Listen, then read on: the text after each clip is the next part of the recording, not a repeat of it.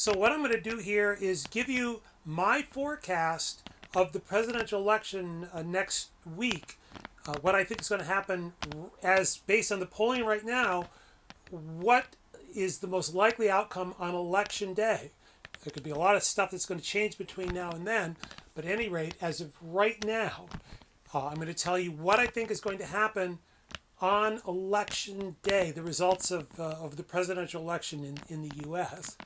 For those of you who don't know me, or if you don't know me well, I've had a long career doing statistical analysis, financial analysis, and a lot of other things, primarily in the real estate industry. But I've spent a lot of time doing modeling and data analysis. So this is pretty comfortable stuff for me. And what I've done is I've looked at the polling, both at the national polling and at the state level polling that's been done so far in the election, with a focus on the last 5 weeks of the campaign.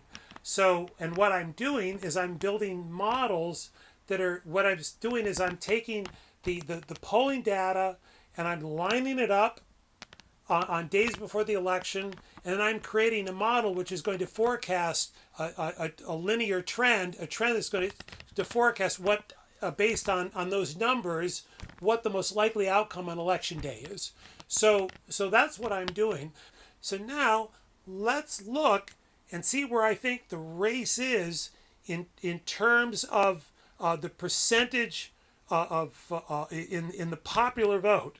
And what I think is that the national popular vote, my forecast right now is October the 27th, is that Biden is up by 4.8 percentage points. So that's with 9 days to go. The polling is now with 9 days before the election that Biden is up by 4.8 percentage points. But it's important to remember that Clinton won the popular vote by 2.1 percentage points, but she lost the election. Very important to remember. So if Biden gets under 3 percentage points, it's probably very close. Now you're going to see some numbers that are saying it's a higher number. I don't think so. I think this election is a lot closer than, and this is just based on looking at the polling. This is based on looking at the polling and take some realistic where the trends are, where it's moving. There's movement towards Trump.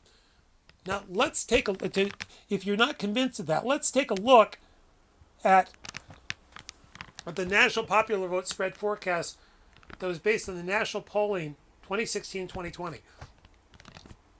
If you look at the polls that were completed 15 to 35 days before the election in 2016, those polls said that Clinton, as of 2 weeks before the election, was ahead by 9.7 percentage points. The same approach this time around said that Biden was up by 7.5 percentage points. So if, at least as a comparison, Trump is not as far behind, was not as far behind with 2 weeks to go in 2020 as he was in 2016. Now, there's a lot of reasons why he might have closed the gap. But the interesting thing is, so that was if you took the polls 15 to 35 days. If you took the polls that were completed 0 to 14 days before the election, that polling said that Clinton was ahead by 1.2 percentage points. It's a big difference. So I think that is what we're going to want to do is really, when we get close to the election, is really just focus on the polls that were taken with the last 2 weeks. That's really what really counts here. So that's an important thing to keep in mind. And we're just now seeing that kind of polling. We're just inside of that. We're just now starting to get some polling. And in fact, the margins are closing. Now, I'll tell you, I just saw something in the BBC. I was on the BBC website earlier today, and it said that Biden's up by 10%. Forget it.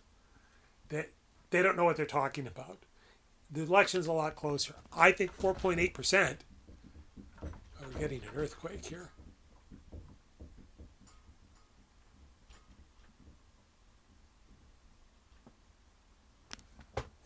We're in Tokyo, and we get earthquakes. We're just having a little bit of a jolt here. So hang with me. Um, okay, I think we're all right. I think we're all right. Okay, that's the way it works here. So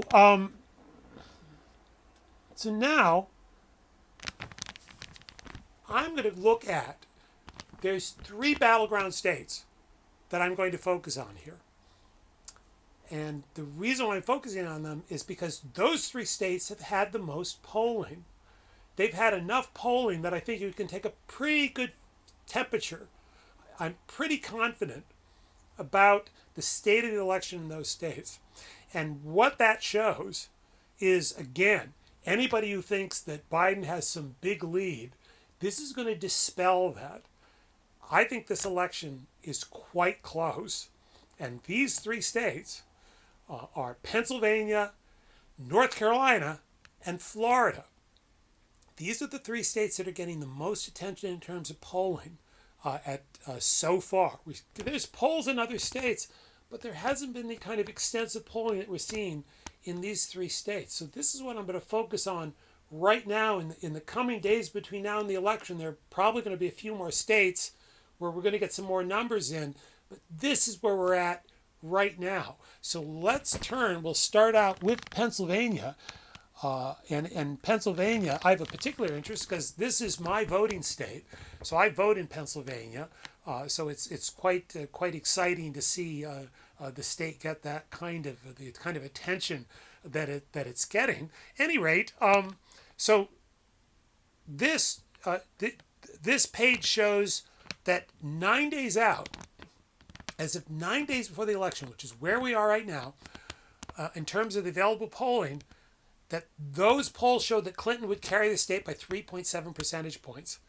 Trump won the state by 0.7 points. The polls turned out to be, the margin shrunk a little bit before election. Those polls turned out to be wrong. There was a bit of a bias, several points bias, that said Clinton was going to win by a couple of points. It didn't happen. So 9 days out, I had Clinton up by 3.7 points. My forecast right now, 9 days out, has Biden up by only 0.6 points. Pennsylvania is on a knife edge. This state is on a knife edge. It's 20 electoral college votes. Very, very tight. It's very, very close. So, but I think Biden's still ahead right now. He's still ahead. Margin might be shrinking. Very, very close. Now, let's go to North Carolina. It's also important to point out, all three of these states Trump won. North Carolina, 9 days out, the models there, or my modeling approach using the data from 2016 had Clinton up by 1.1 points 9 days out. Trump won by 3.7 points. Again, there was a bias, a definite bias in North Carolina. Not a deliberate bias, mind you, just a bias in the way that the polling was taking place. Right now, 9 days out, I think that Trump is ahead in North Carolina. I think he's up. It's a knife edge again. The state's on a knife edge. But I think he's up by 0.4 points. It's a lot less than he was the last time around. So it's kind of reflecting that you can see in both of these states, there's a reflection on the fact that Biden's ahead by 4.8 points. Clinton won by 2.1 in the popular vote. That this can translate. Right now, that kind of seems to make sense. That Trump is up by this amount could be reasonable. Now we're going to turn to Florida. And Florida's interesting and different. 2016, 9 days out, Trump was ahead. Trump was up by about 2 points. He won the state by 1.2 points. My forecast right now is exactly the same as it was 4 years ago. That is, of 9 days before the election, got Trump up by 2 points in Florida based on the polls right now. So what's interesting about that is, again, 4.8% national vote. Trump's the polling kind of suggesting that Trump's in the lead in Florida. So these polling results, where we're at, you take this projected to election day, line it up, line the numbers up, build a model to project that to where that's going to forecast on election day. These three states are all very close, all within a margin of error. Anything can happen. Now, Trump won all three the last time. He pretty much has to win all three this time. But it's tight. It's tight. So where are we at in the Electoral College? We've got these three states. These are the ones that I can say with the most confidence right now. Here's where I think, and I've looked at all the other states where there's polling data to get a feel for where I think the race is in those states. It's a lot fuzzier in many of these states, but here's what I think, where I think the state of the race is right now. I think Biden is up. I think right now he's on track to win the election. He's up 296 to 242. So I have that Biden's ahead in Arizona, knife edge, Iowa, Wisconsin, Michigan, Pennsylvania, and the 2nd District of Maine.